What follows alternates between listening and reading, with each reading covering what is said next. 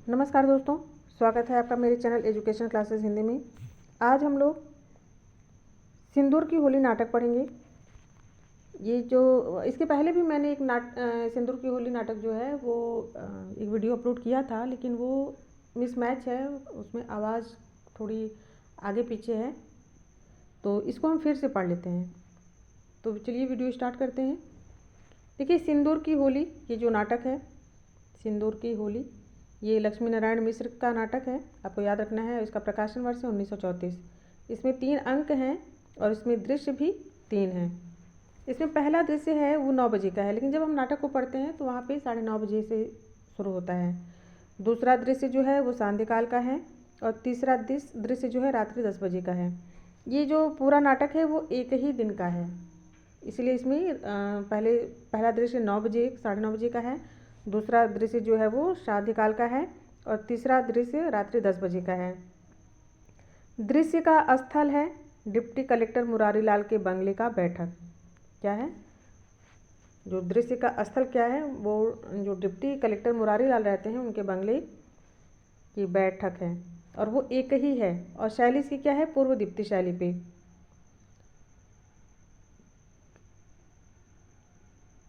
किस शैली पे है, पूर्व दीप्ति शैली, आपको ये याद रखना है।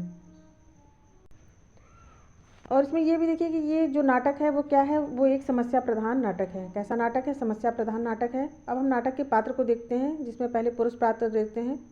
पुरुष पात्र है मुरारी लाल, जिसकी उम्र है 40 वर्ष। ये डिप्टी कलेक्टर हैं और अन्याय के समर्थक हैं। किसके, न्याय के नहीं, अन्याय के। तो मुरारी लाल हैं, उम्र 40 वर्ष, और ये डिप्टी कलेक्टर हैं और अन्याय के समर्थक हैं। स्वार्थी हैं, भ्रष्टाचारी हैं। इनकी देखिए विशेषता याद रख लीजिए, क्या है, स्वार्थी हैं, भ्रष्टाचारी हैं। मनोज शंकर के पिता की हत्या करने वाला, किसकी, ये खास बात ये आप याद रखिएगा कि मनोज शंकर की पिता की हत्यारे हैं और ये 8,000 रुपये के लिए इनकी हत्या करवा देते हैं, मतलब मजबूर कर देते हैं उनको। रजनीकांत की हत्या मामले में 40,000 रुपये लेने वाला,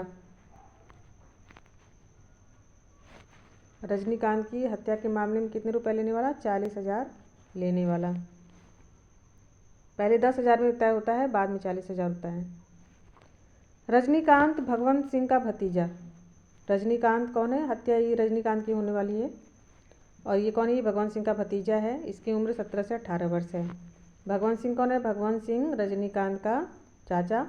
रजनीकांत की हत्या करने वाला, हत्या तो भगवंत सिंह करवाता है रजनीकांत की, लेकिन पैसे मुरारी लाल लेता है, क्योंकि वो डिप्टी है तो उसके मार्ग में वो बाधा न बने, इसलिए वो उसको पैसे देता है। और जो डिप्टी है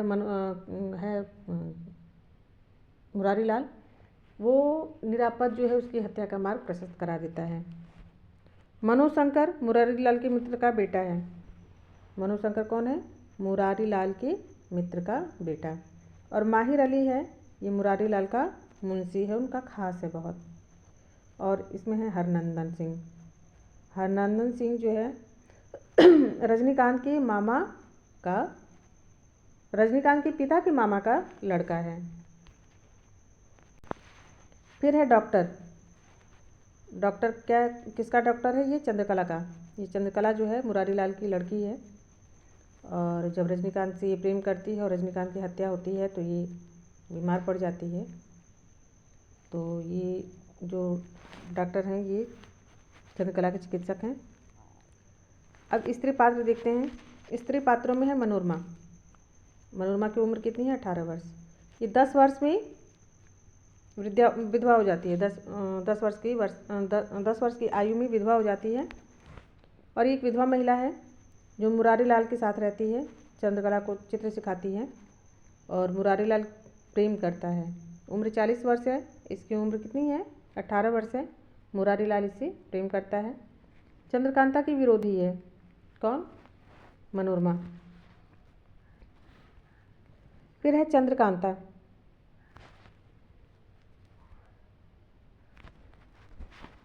चंद्रकांता देखिए नाटक की प्रमुख पात्रा। उम्र 20 वर्ष। आपको याद रखना है कि चंद्रकांता की जो उम्र है वो 20 वर्ष है। रजनीकांत की उम्र 17 से 18 वर्ष थी। चंद्रकांता जो है रजनीकांत से प्रेम करती है, जबकि रजनीकांत विवाहित है। 20 वर्ष की उम्र में विधवा हो गई। क्यों विधवा हो गई? क्योंकि जब रजनीकांत की मृत्यु होती है तो उसके मृत शरीर पर जो वो क्या करती है, उसके हाथ पकड़ के उसके हाथों से अपनी मांग जो है सिंदूर से भर लेती है और रजनीकांत की मृत्यु भी हो जाती है। तो वो 20 वर्ष की विधवा मानी जाती है। ये मुरारी लाल की बेटी है, रजनीकांत से प्रेम करती है, मृत रजनीकांत के हाथों अपनी मांग में सिंदूर भरकर उसकी विधवा बन जाती है। नाटक का विषय क्या है? नाटक का विषय है भ्रष्टाचारी कानून व्यवस्था, निस्वार्थ और आदर्श प्रेम, विधवा का चित्रण, जमीन जायदाद को लेकर पारिवारिक विवाद और निर्दोष हत्या। निर्दोष की ही हत्या होती है। मनोशंकर के पिता की हत्या होती है, वो भी निर्दोष रहता है। रजनीकांत जो है, रजनीकांत की हत्या होती है, वो भी निर्दोष रहता है। तो भ्रष्टाचारी जो कानून व्यवस्था है, जो मुरारी लाल के द्वारा किया गया कृत्य उसका है, वो भ्रष्टाचारी कानून व्यवस्था का है। निस्वार्थ और आदर्श प्रेम चंद्रकला का है। विधवा का चित्रण मनोरमा के द्वारा किया गया है। जमीन जायदाद को लेकर पारिवारिक विवाद जो भगवान सिंह और रजनीकांत के कारण है। और निर्दोष की हत्या जो मनोशंकर के पिता और रजनीकांत की हो जाती है। अब हम नाटक के महत्वपूर्ण कथन को देख लेते हैं। इसमें पहला कथन देखिए, मुझे उस बात का बड़ा दुख है, मुझे उस बात का बड़ा दुख है, मनोज जान जाएगा कि उसके पिता ने मेरी ही वजह से आत्महत्या की थी। 10 वर्ष का समय निकल गया। अभी तक तो बात छिपी हुई है, लेकिन अगर किसी दिन खुल गई तो मेरे मुंह पर स्याही पुत जाएगी और फिर मैं किसी काम का नहीं रहूँगा। ये कौन कहता है? मुरारी लाल का कथन होता है। माहिर अली जो उसका मुंशी है उसी से वो कहता है, मुझे उस बात का बड़ा दुख है, मनोशंकर जान जाएगा कि उसके पिता ने मेरी ही वजह से हत्या की थी और 10 वर्ष का समय भी बीत गया है। अगर किसी दिन बात खुल गई तो मेरे मुंह पर स्याही पुत जाएगी और मैं किसी काम का नहीं रहूँगा। क्योंकि ये जो है मुरारी लाल, ये मनोशंकर से अपनी पुत्री चंद्रकला का विवाह करना चाहता है। इसने हत्या, इसी के कारण जो है वो आत्महत्या कर लेते हैं मनोशंकर के पिता। तो उसके बाद उनके पुत्र मनोशंकर को, अब मनोशंकर का जो पिता थे वो मुरारी लाल के मित्र थे। तो वो फिर उसके बाद जब वो आत्महत्या कर लेते हैं तो मनोशंकर को ये अपने पास रख लेता है। उसकी शिक्षा दीक्षा, उसकी देख रेख सब कुछ यही करते हैं। वो बाहर रहता है, पढ़ाई करता है, इसको पैसे वैसे भिजवाने का काम भी मुरारी लाल ही करता है। तो और वो सोचता है कि जब पढ़ लिख लेगा तो इससे मैं अपनी पुत्री चंद्रकला का विवाह कर दूंगा। फिर देखिए, आजकल की शिक्षा में शब्दों का खिलवाड़ खूब सिखलाया जाता है।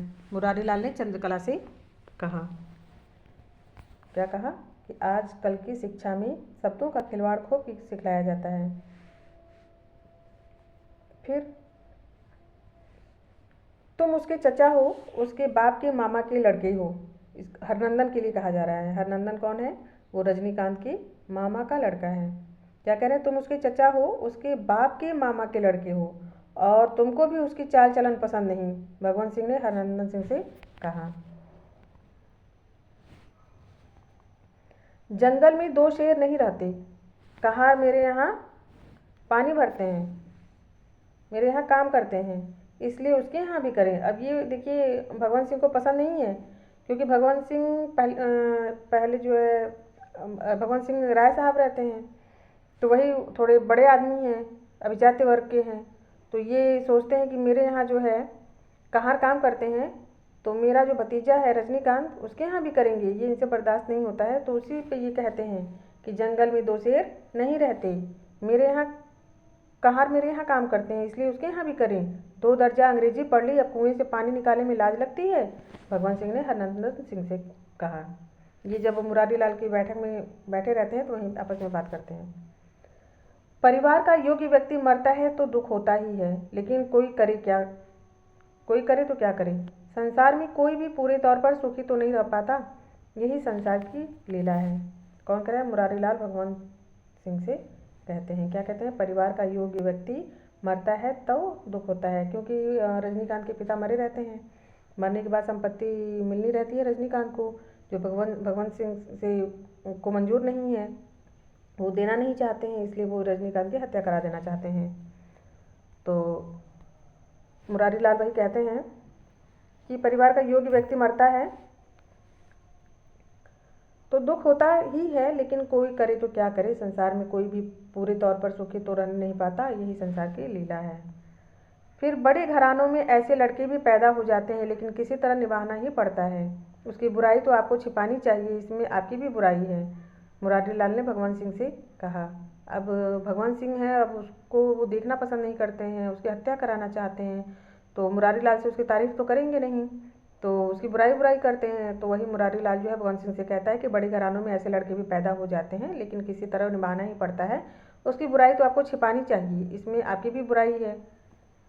फिर देखिए, इस शैतान की कार्यवाहियों से घबराकर साथ ही साथ हंसना और रोना मुझे तो नहीं भूल रहा है, कच्ची उम्र में गिरस्ती का बोझा पड़ गया, माहिर अली ने मुरारी लाल से कहा है। माहिर अली नहीं चाहता है कि रजनीकांत की हत्या हो, क्योंकि पहले ही मनोशंकर के पिता की हत्या हो चुकी है, जिससे वो काफ़ी विषादग्रस्त रहता है, सोचता रहता है कि बहुत बड़ी गलती हुई थी, अब ऐसी गलती न दोहराई जाए। तो इसीलिए कहता है कि इस शैतान की कार्यवाहियों से घबराकर साथ ही साथ हंसना और रोना मुझे तो नहीं भूल रहा है। क्यों, किसका? और हरनंदन सिंह और भगवंत सिंह जो आए थे उसकी हत्या के लिए, तो वो उसी को शैतान कह रहे हैं कि वो जो हंस रहे थे और जो झूठ मूठ का नाटक दिखा रहे थे रोने का, वो मुझसे भूल नहीं रहा है।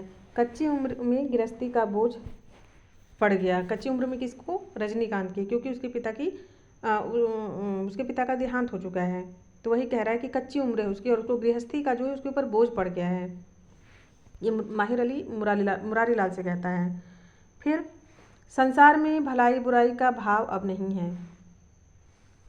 कौन कह रहा है? मुरारी लाल ने माहिर अली से कहा। जब माहिर अली ये बात कहता है कि उसकी हत्या मत कराइए, तो वो कहता है कि संसार में भलाई बुराई का भाव अब नहीं है, मुरारी लाल ने माहिर अली से कहा।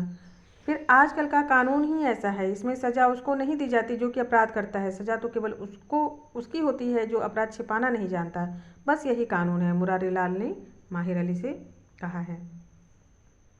ये आजकल का कानून ही ऐसा है इसमें सज़ा उसको नहीं दी जाती जो कि अपराध करता है, सज़ा तो केवल उसकी होती है जो अपराध को छिपाना नहीं जानता है, बस यही कानून है। फिर वो कहते हैं, तुम्हारा व्यंग बड़ा निष्ठुर है, तुम्हारा व्यंग बड़ा निष्ठुर होता है, तुम्हारा हृदय इतना सूखा है, न मालूम उसमें कला की भावना कैसे जाग पड़ी। अब यहाँ पे ये देखिए, आपको ये ध्यान रखना है कि जो मनोरमा है, चंद्रकला ने मनोरमा से कहा, मनोरमा क्या है? चित्रकला सिखाने आई है चंद्रकला को, तो वही कह रही है, और विधवा भी रहती है, बचपन से ही वो 10 साल की उम्र में ही विधवा हो जाती है, अब वो 18 साल की है। तो चंद्रकला कहती है कि तुम्हारा हृदय इतना सूखा है, न मालूम उसमें कला की भावना कैसे जा पड़ी। वो चित्रकला जानती है, चित्रकला में इतनी सुंदर सुंदर भावनाएं भर देती है, तो सिंप से वो कहती है। इसका मतलब कि कीचड़ में कमल नहीं उगना चाहिए, लेकिन जो स्वभाव है वह कमल ताल के कीचड़ में उगेगा, लेकिन गंगा के बालों में नहीं, यही तो लोग नहीं समझते। मनोरमा कहती है चंद्रकला से, क्या कहती है? इसका मतलब कि कीचड़ में कमल नहीं उगना चाहिए, लेकिन जो स्वभाव है वह कमल ताल के कीचड़ में उगेगा। कमल का स्वभाव क्या है? वो कीचड़ में ही उगेगा, लेकिन गंगा के बालों में नहीं, यही तो लोग नहीं समझते। फिर देखिए, चित्र इतना सजीव मालूम हो रहा है जैसे अभी हंस पड़ा है। चित्र का नाम क्या रखा है तुमने? यौवन के द्वार पर। ये याद रखिएगा कि जो रजनीकांत का चित्र उसने बनाया है मनोरमा ने, उसने उसका नाम रखा है यौवन के द्वार पर, ये आपको याद होना चाहिए। लेकिन इसका नाम होना चाहिए मृत्यु के द्वार पर, चंद्रकला ने मनोरमा से कहा। देखिए क्या करें, चित्र इतना सजीव मालूम हो रहा है जैसे अभी हंस पड़ा है। चित्र का नाम क्या रखा है तुमने? यौवन के द्वार पर, लेकिन इसका नाम होना चाहिए मृत्यु के द्वार पर, क्योंकि मृत्यु वो इतना खूबसूरत है, रजनीकांत बहुत खूबसूरत है। तो चंद्रकला ने उसका नाम यौवन के द्वार पर रख दिया, लेकिन जब नहीं, मनोरमा ने उसका नाम यौवन के द्वार पर रख दिया, लेकिन जब इसको ये पता चलता है कि उसकी हत्या होने वाली है, तो चंद्रकला कहती है कि नहीं, इसका नाम यौवन के द्वार पर नहीं, इसका नाम मृत्यु के द्वार पर होना चाहिए। चित्र में तो वह सदैव यौवन के द्वार पर रहेगा। क्या करेंगे? नहीं, चित्र में तो वह सदैव यौवन के द्वार पर रहेगा, चित्र में तो वह मरा नहीं, मनोरमा ने चंद्रकला से कहा। वह तो युग दूसरा था जब हृदय का रस संचित रहता था और या किसी और बह उठता था, चंद्रकला ने मनोरमा से कहा कि वह तो युग क्या था? दूसरा था जब हृदय का रस संचित रहता था और या किसी और बह उठता था। फिर संसार की सोधी भाषा में जिसको लोग सुख समझते हैं वह तो मुझे यही 2 महीनों से मिल रहा है। समय पर स्वादिष्ट भोजन और सुख की नींद, सुंदर वस्त्र, संसार का सुख तो इन्हीं वस्तुओं में सीमित है, मनोरमा ने मुरारीलाल से कहा। क्योंकि वो ऐसा इसलिए कहती है क्योंकि वो चित्र कला सिखाने के लिए चंद्रकला के यहाँ आती है, मुरारीलाल उनको लाता है, तो मुरारीलाल उसको सारी सुख सुविधाएं दिए हुए हैं। वो विधवा है, उसने संसार का सुख कुछ जाना नहीं है, तो जब मुरारीलाल के यहाँ रहती है तो वो तभी वो कहती है कि संसार की सोधी भाषा में या सीधी भाषा में जिस चीज़ को लोग सुख समझते हैं वह तो मुझे यही 2 महीनों से मिल रहा है। समय पर स्वादिष्ट भोजन और सुख की नींद, सुंदर वस्त्र, संसार का सुख तो इन्हीं वस्तुओं में सीमित है, मनोरमा ने मुरारीलाल से कहा। फिर देखिए, कानून और कला का साथ नहीं हो सकता ना। कानून और कला, कानूनी कौन है? कानून का कार्य कौन करता है? ये मुरारीलाल करते हैं। और कला मनोरमा, क्योंकि वो चित्र बनाती है, तो नहीं हो सकेगी ना। कानून दंड देगा, कला क्षमा करेगी। कानून संदेह करेगा, कला विश्वास करेगी। क्योंकि मुरारीलाल जो है अपना धीरे धीरे प्रेम उसके सामने प्रकट कर रहे हैं उसके साथ रहने के लिए, तो वही वो कह रही है कि कानून और कला का साथ नहीं हो सकता ना। कानून दंड देगा, कला क्षमा करेगी। कानून संदेह करेगा, कला विश्वास करेगी, मनोरमा ने मुरारीलाल से कहा। सत्य का बना लेना इतना सरल होता तो फिर संसार से झूठ का नाम निकल जाता, या कम से कम शराबी की शराब, हत्यारे की हत्या, चोर की चोरी, यह सब कुछ सत्य हो उठता, मनोरमा ने मुरारीलाल से कहा। क्या कह रहे हैं कि सत्य का बना लेना इतना सरल होता तो फिर संसार से झूठ का नाम निकल जाता, या कम से कम शराबी की शराब, हत्यारे की हत्या, चोरी की चोरी, यह सब कुछ सत्य हो उठता। आपको याद रखना है कि मनोरमा ने मुरारीलाल से कहा है। फिर पुरुष आँख के लोलुप होते हैं। क्या होते हैं? आँख के लोलुप होते हैं, विशेषतः स्त्रियों के संबंध में।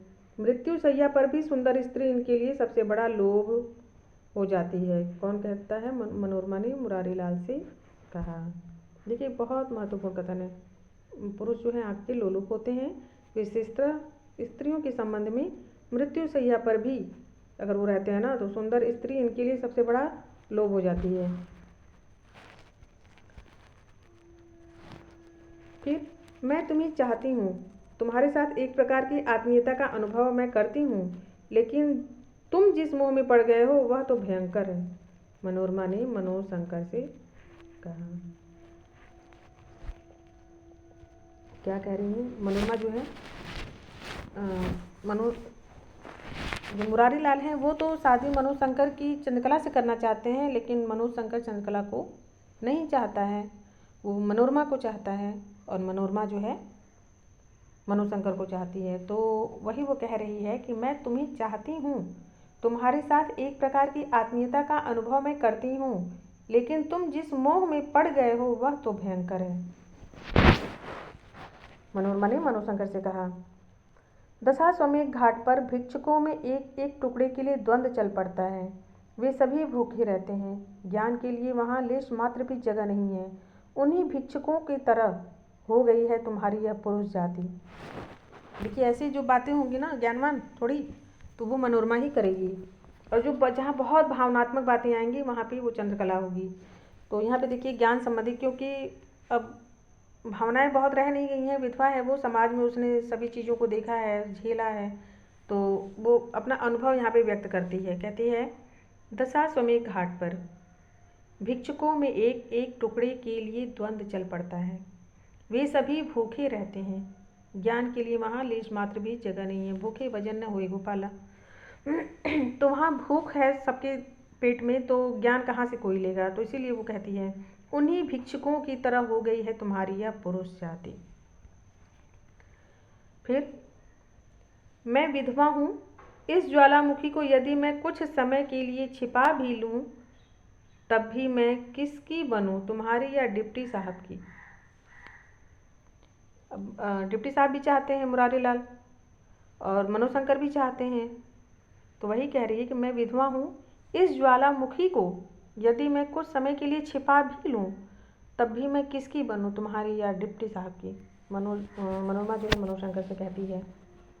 फिर कहती है, पुरुष का सबसे बड़ा रोग स्त्री है। क्या है? पुरुष का सबसे बड़ा रोग स्त्री है, और स्त्री का सबसे बड़ा रोग है पुरुष। यह रोग तो मनुष्यता का है। मनोरमा मनोशंकर से कहती है कि क्या कहती है कि पुरुष का सबसे बड़ा रोग स्त्री है और स्त्री का सबसे बड़ा रोग है पुरुष। यह रोग तो मनुष्यता का है, मनोरमा ने मनोशंकर से कहा। और देखिए, बांसुरी जो बजाता है वो मनोशंकर बजाता है। उसको बहुत शौक है बांसुरी बजाने का। जब भी वह दुखी होता है या कुछ भी ऐसा होता है तो वो बांसुरी बजाने लगता है। तो वो कह रही है कि तुम बांसुरी बजाओगी, मैं चित्र बनाऊंगी। मैं विधवा हूँ और तुमको भी विधुर होना होगा। मनोरमा ने मनोशंकर से कहा। दोनों कलाकार हैं, कला के साथ मिलना चाह रहा है। तो वो कह रही है कि तुम बांसुरी बजाओगी, मैं चित्र बनाऊंगी। मैं विधवा हूँ और तुमको भी विधुर होना होगा।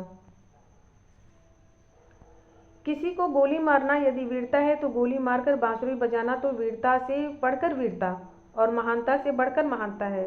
यदि यह मुझसे संभव हो सके तब मैं समझूंगा कि मैं सबसे बड़ा हूँ, मनुष्य से बड़ा हूँ। मनोशंकर ने मुरारी लाल से कहा।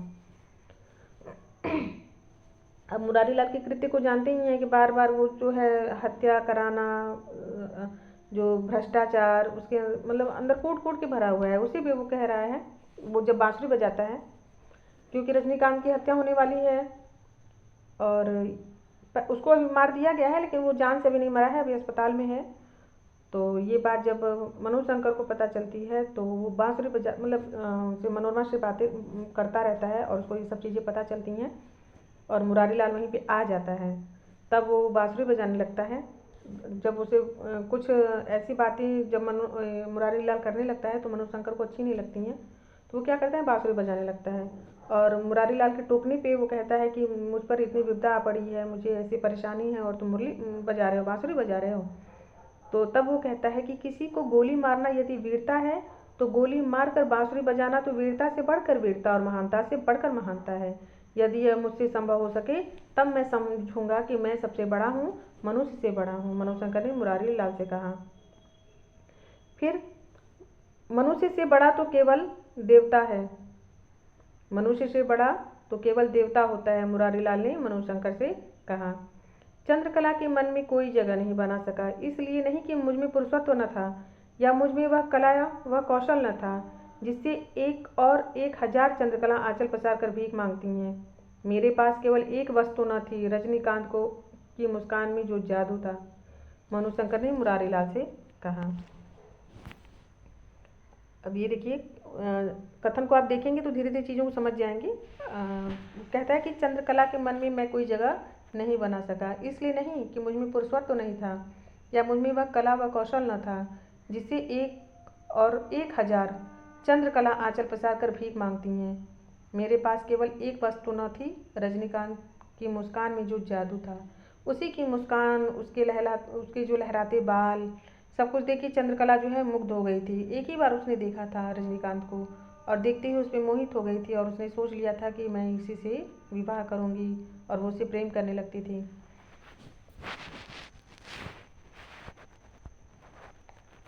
फिर प्रेम करना विशेषतः स्त्री के लिए कभी बुराई नहीं।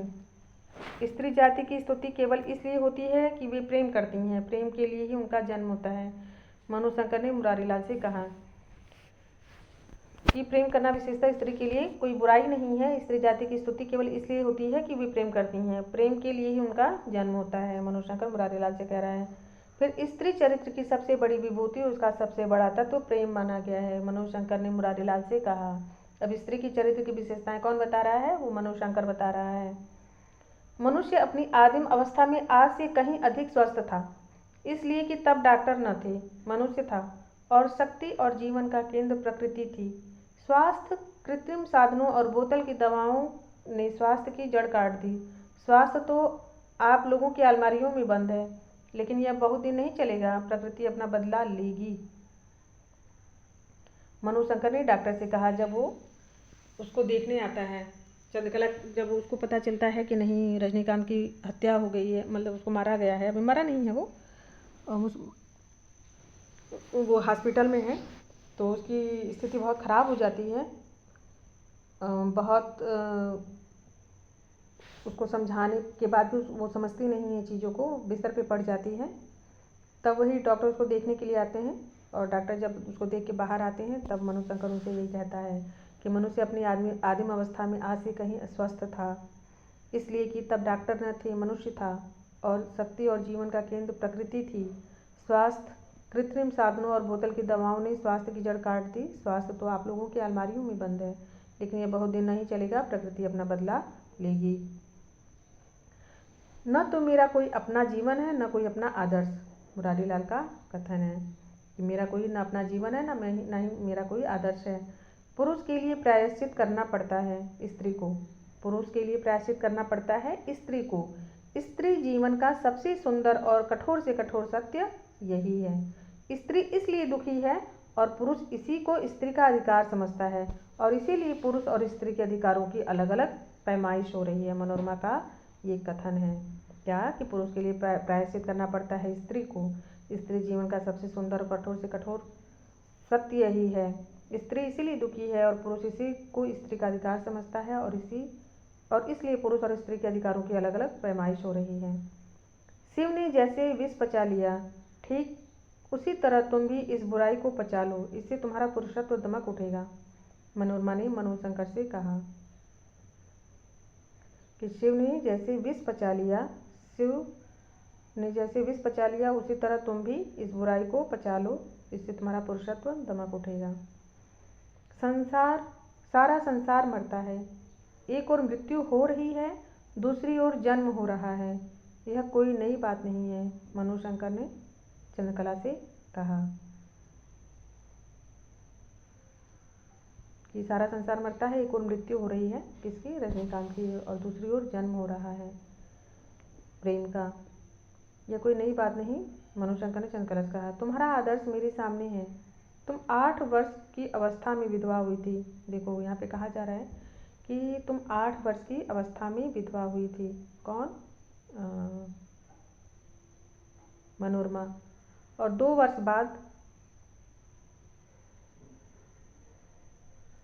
तुम 8 वर्ष की अवस्था में विधवा हुई थी, और आज 20 वर्ष की अवस्था में विधवा हो रही हूँ। तुम्हारा निभ गया और मेरा नहीं निभेगा। चंद्रकला ने मनोरमा से कहा कि तुम 8 वर्ष की अवस्था में विधवा हुई थी और मैं आज 20 वर्ष की अवस्था में विधवा हो रही हूँ। तुम्हारा निभ गया और मेरा नहीं निभेगा। चंद्रकला ने मनोरमा से कहा, तुम्हारी मजबूरी पहले सामाजिक और फिर मानसिक हुई, मेरी मजबूरी प्रारंभ में ही मानसिक हो गई। चंद्रकला ने मनोरमा से कहा कि तुम्हारी मजबूरी पहले सामाजिक थी, क्योंकि तुम्हारी शादी सामाजिक हुई थी।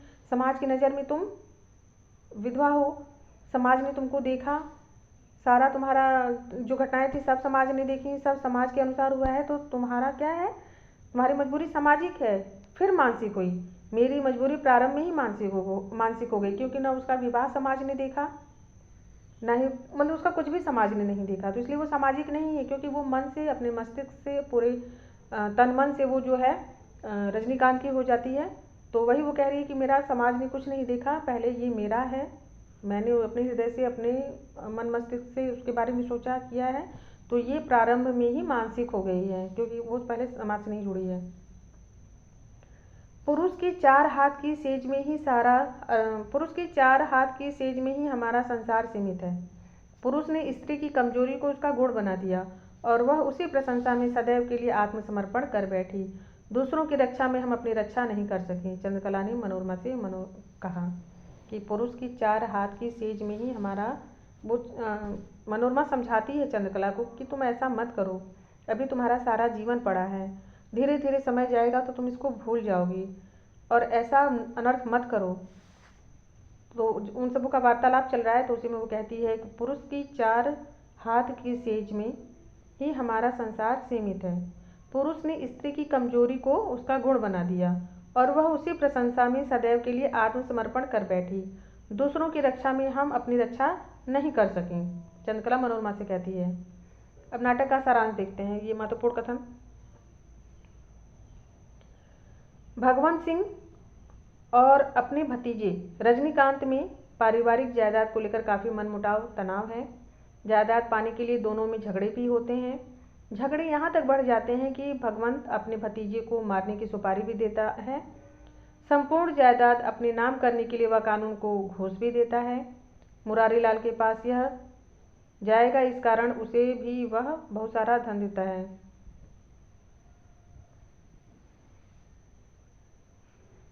मतलब मुरारी लाल के पास हरनंदन आएगा, हरनंदन जो उसके पिता के मामा का लड़का है, तो इसीलिए वो सोचता है कि अगर मैं ऐसा कुछ करूंगा तो ये मुरारी लाल के पास जाएगा, इसलिए वो उसको भी धन दे देता है।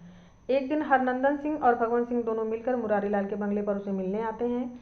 जब दूसरी तरफ रजनीकांत को मारने के गुंडे भेजे हैं, अब तो उसे मार भी दिया गया होगा। जब दूसरी तरफ रजनीकांत को मारने के लिए गुंडे भेजे हैं तो अब उसे वो मार ही दिया होगा, मतलब वो मारने के लिए भेज देता है और पैसे दूसरी तरफ पैसे लेके आता है। तो जो पैसे उसको पकड़ लेता है, तो जानता है ये पैसे वो लेगा, लालची है, ले लेगा, तो वो साथ में गुंडे भी भेज देता है। मुरारी लाल डिप्टी न्यायाधीश का पद पाने के बाद भी अन्याय के समर्थक, स्वार्थी और भ्रष्टाचारी हैं। 10 वर्ष पूर्व इनके कारण मनुशंकर के पिता की मृत्यु हुई थी। इस रहस्य को सिर्फ उनका मुंशी माहिर अली जानता है। इस कलंक को मिटाने के लिए ही वे मनुशंकर को पढ़ाना चाहते हैं और अपनी बेटी चंद्रकला का विवाह उसके साथ करवा देना चाहते हैं। भगवंत सिंह जो पैसे देने वाला है, उन पैसों से वह मनुशंकर को पढ़ने के लिए विलायत भेजना चाहते हैं, ताकि उसके पिता की हत्या का सच उसे पता न चले और मुरारी लाल का असली चेहरा उनके सामने न आए। जब भगवंत सिंह और हरनंदन सिंह मुरारी लाल के बंगले पर आते हैं और योजना अनुसार उनका स्वागत मुंशी करता है। बंगले में उचित स्थान पर उनको बिठाया गया है। जब हरनंदन सिंह भगवंत सिंह से समझौते की बात करता है, लेकिन वह मानता नहीं है। मुरारी लाल आकर पहले तो इधर उधर की बातें करता है, 10,000 में नहीं माना, फिर 40,000 लेकर शांत हो जाता है।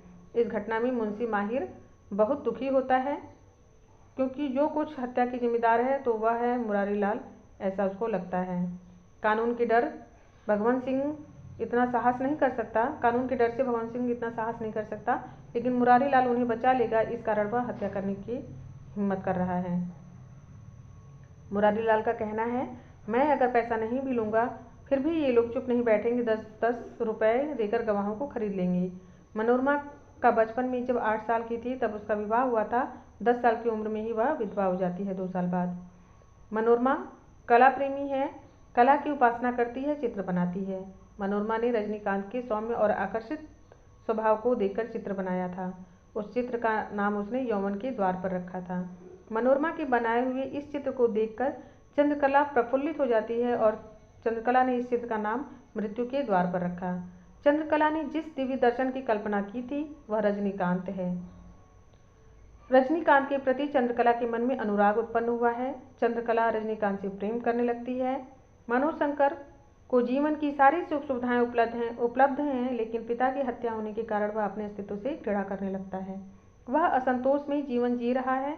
अपनी परीक्षाएं नज़दीक होने पर भी वह घर लौट आता है। मुरारी लाल को वह कहता है कि आप मुझे धन देकर अंधा बना रहे हैं। मेरे पिता ने आत्महत्या क्यों की थी, इस बात का रहस्य आप मुझे क्यों नहीं बता रहे हैं। मुरारी लाल के पास वह जिद करता है, लेकिन वे उसे उत्तर नहीं दे पाते। मनोरमा और चंद्रकला का चरित्र भी निखरा हुआ है। मनोरमा के मन में मनोज के प्रति नैसर्गिक आत्मीयता आ जाती है। वह मनोज का हाथ पकड़कर संसार में उतरना चाहती है और संसार के सामने एक आदर्श स्थापित करना चाहती है, क्योंकि वह एक विधवा है। विधवा का हाथ पकड़ने से एक नया आदर्श स्थापित होगा। मनोरमा कहती है कि तुम बांसुरी बजाओ और मैं चित्र बनाऊंगी। मनोरमा चंद्रकला के प्रेम और अस्वस्थ होने की चर्चा मनोज से करती है। मुरारी लाल भी मनोरमा से प्रेम करते हैं, लेकिन वह प्रेम शादी या विवाह के लिए नहीं है, उसमें आत्मीयता नहीं है। मनोरमा के मन में भी मुरारी लाल के प्रति प्रेम नहीं है। मनोरमा तो मुरारी लाल से नफरत और घृणा करती है। मनोज से कहती है, मैं तुम्हें दूल्हा तो नहीं बना सकती, लेकिन प्रेमी जरूर बना लूंगी। चंद्रकला दुखी है क्यों? रजनीकांत की हत्या मामले में अपने ही पिता के 40,000 जो ले लिए हैं। चंद्रकला अस्पताल जाकर रजनीकांत के हाथ से अपने माथे पर सिंदूर रखकर विवाह की प्रणाली को पूर्ण कर देती है। यही सिंदूर की होली है। इसके बाद रजनीकांत अधिक देर तक जिंदा नहीं रहता है। मुरारी लाल अपनी पुत्री के मर्यादाहीन व्यवहार पर क्रोधित हो जाता है। इस समय मनोज माहिर अली से अपनी पिता की मृत्यु का रहस्य सुनकर आत्मशांति का अनुभव करता है, क्योंकि वह अब आत्मघाती पिता का पुत्र नहीं है। आत्मघाती अर्थात जो मनोशंकर है उसके पिता ने फांसी लगाकर जो है आत्महत्या कर ली थी, तो ये बात जो है मनोशंकर को पता नहीं रहती है, तो उसको लगता है कि मेरे पिता आत्मघाती हैं। लेकिन जब उनको पता चलता है माहिर अली से कि नहीं, उन्होंने किस कारण से जो है आत्महत्या की थी, तब उसको आत्मशांति का अनुभव करता है कि मैं आत्मघाती पिता का पुत्र नहीं हूँ। जब मुरारी लाल को इस बात का पता चलता है, तब चंद्रकला घर आने पर वह तमाम बातें उसे सुनाता है, लेकिन अपने पिता की बातों का उस पर कोई असर नहीं हुआ है। क्या कह रहे हैं? जब मुरारी लाल को इस बात का पता चलता है कि चंद्रकला घर आने पर वह तमाम बातें उसे सुनाता है, लेकिन अपने पिता की बातों का जब चंद्रकला हॉस्पिटल से घर आ जाती है तो मुरारी लाल भी आते हैं और बहुत सारी बातें चंद्रकला को सुनाते हैं, लेकिन चंद्रकला पर उसका कोई प्रभाव नहीं पड़ता है। वह अपनी दुनिया में अकेली हो चुकी है। मनोज को माहिर अली से पता चलता है कि उसके पिता का हत्यारा स्वयं मुरारी लाल है। मुरारी लाल ने केवल 8,000 रुपये के लिए अपने मित्र मनोज के पिता को भांग पिलाकर नाव से ढकेल लिया था। पहले तो ऐसा लगता है कि नहीं, वो फांसी लगाकर मर गए हैं, लेकिन बाद में उसे पता चलता है कि मनोज उसे भांग पिलाकर नाव से ढकेल लिया गया था। मुरारी लाल तब भी डिप्टी कलेक्टर था और माहिर अली उनका मुंशी था।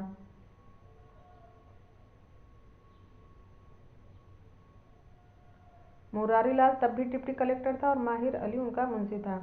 जब मुरारी लाल को यह पता चलता है कि मनोज सब जान चुका है, तो उसके पैरों के नीचे की जमीन खिसक जाती है। मनोज विधवा विवाह को विधवा समस्या का सर्वश्रेष्ठ साधन मानता है, लेकिन मनोरमा इसे समाज का सबसे बड़ा दोष समझती है। मनोरमा से मनोशंकर जान गया कि चंद्रकला रजनीकांत पर अनुरक्त थी। रजनीकांत विवाहित है और यह समझकर भी चंद्रकला उसके सौंदर्य पर आकृष्ट थी। मुरारी लाल मनोज को चंद्रकला के पास जाने के लिए प्रेरित करता है, लेकिन मनोज को इससे सहमत न देकर मुरारी लाल को दुख हुआ। मनोज और चंद्रकला की शादी करवा देकर वे उन दोनों को विलायत भेजना चाहता था। कौन? मुरारी लाल। वो सोचता था कि मेरी पुत्री और मनोज की शादी हो जाए और वो विलायत चले जाएं। मनोज को विलायत भेजने के लिए ही मुरारी लाल ने भगवंत से रुपया लिया था। रजनीकांत को मारने का कोई उद्देश्य उनमें नहीं था। रजनीकांत पर आक्रमण की बात सुनकर चंद्रकला को बड़ा दुख होता है। उसकी बीमारी को शारीरिक से बढ़कर मानसिक समझकर मनोज उसे संभालता है। चंद्रकला और माहिर अली रजनीकांत की बिगड़ती हुई तबीयत से अत्यंत चिंतित हैं। चंद्रकला पिता के घर में भी रहना नहीं चाहती, वह अपने बनाए हुए रास्ते पर चलना चाहती है। मनोज और मनोरमा एक विभिन्न मार्ग के अनुयायी बन जाते हैं। नाटक के अंत में मुरारी लाल अकेला पड़ जाता है। महत्वपूर्ण बिंदु अब इसमें हम देख लेते हैं कि लक्ष्मी नारायण मिश्र को जो भी इब्सन पर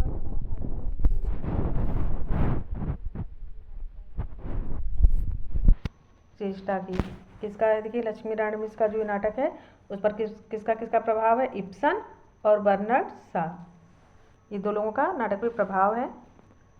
आपको याद रखना है कौन कौन? इब्सन और बर्नार्ड शॉ। बुद्धिवाद किसी तरह का हो, किसी कोटि का हो, समाज या साहित्य की हानि नहीं कर सकता। कौन कहता है? लक्ष्मी नारायण ने मुक्ति का रहस्य नाटक की भूमिका में कहा। क्या कहा? कि बुद्धि किसी तरह का हो, बुद्धिवाद किसी तरह का हो, किसी कोटि का हो, समाज या साहित्य की हानि नहीं कर सकता। मुक्ति रहस्य में ये जो मुक्ति रहस्य नाटक है, मुक्ति का रहस्य, ये लक्ष्मी नारायण मिश्र का नाटक है। और ये एक विशेष बात है कि जो लक्ष्मी नारायण मिश्र के नाटक हैं, जितने भी नाटक हैं, सब 3 अंकों वाले हैं। लक्ष्मी नारायण मिश्र के नाटकों में न तो अनेक पात्र हैं, न गाने या कविता पाठ को सामग्री और न अनावश्यक दृश्यों का परिवर्तन। क्या कह रहे हैं कि लक्ष्मी नारायण मिश्र के नाटकों में न तो अनेक पात्र हैं, न गाने या कविता पाठ को सामग्री या और न ही आवश्यक दृश्यों का परिवर्तन है। सिंदूर की होली देखिए। सिंदूर की होली नाटक में रंगमंच की रचना और उसके संचालन के संबंध में भी सुगमता की और पहले से अधिक ध्यान दिया गया है। नाटक का समय थोड़ा है, घटनास्थल भी एक ही है, केवल थोड़ा सा ही हेर फेर है। प्रत्येक पात्र का अपना अपना व्यक्तित्व है, प्रत्येक का विकास अपने अपने ढंग का है। प्रत्येक की भावना और उसके व्यक्तित्व का चित्रण सहानुभूतिपूर्वक किया गया है। मुरारी लाल का भी चित्रण सहानुभूति शून्य नहीं है। मनोरमा और चंद्रकला दोनों शिक्षित स्त्रियां हैं। उनमें कोमलता, सहिष्णुता और उच्चादर्श का अद्भुत मिश्रण है। दोनों में अनुराग और त्याग का चमत्कार है। चंद्रकला ने प्रेम का जो आदर्श रखा वह पौराणिक चित्रों से कम नहीं है। मनोरमा ने दूसरा आदर्श खड़ा करने का प्रयत्न किया, किंतु मनोशंकर ऐसी विक्षिप्त दशा में था कि वह उसे सहयोग न कर सका। दोनों चित्रों का सूक्ष्म भेद नाटक रचयिता ने चंद्रकला के द्वारा कहलवा दिया। देखिए, दोनों चित्रों का जो सूक्ष्म भेद, यौवन के द्वार पर और मृत्यु के द्वार पर, इन दोनों का जो भेद है चंद्रकला के द्वारा कहलवा दिया। तुम्हारी मजबूरी पहले सामाजिक फिर मानसिक हुई, मेरी मजबूरी प्रारंभ में ही मानसिक हो गई। दूसरे अंक में मनोरमा और मनोशंकर का वार्तालाप ओज और विचारपूर्ण है। तीसरे अंक में चंद्रकला और मनोरमा का वार्तालाप ओज और विचारपूर्ण है। चिरंतन नारित्व की समस्या, नाटक की समस्या, मनोरमा नामक विधवा के चित्रण से विधवा विवाह के बारे में चित्रण। इस नाटक के माध्यम से नाटककार ने विधवा विवाह और चिरंतन नारित्व की समस्या को अभिव्यक्त किया है। इस नाटक में पाश्चात्य विचारधारा को भारतीय संदर्भ के अनुरूप बनाकर ग्रहण किया गया है। इसमें बुद्धिवाद का प्रवर्तन मिलता है। तो ये था सिंदूर की होली नाटक। अब अगर वीडियो आपको अच्छा लगा हो तो आप लाइक ज़रूर करें, सब्सक्राइब भी कर लें। तो फिर मिलते हैं अगले वीडियो में। धन्यवाद।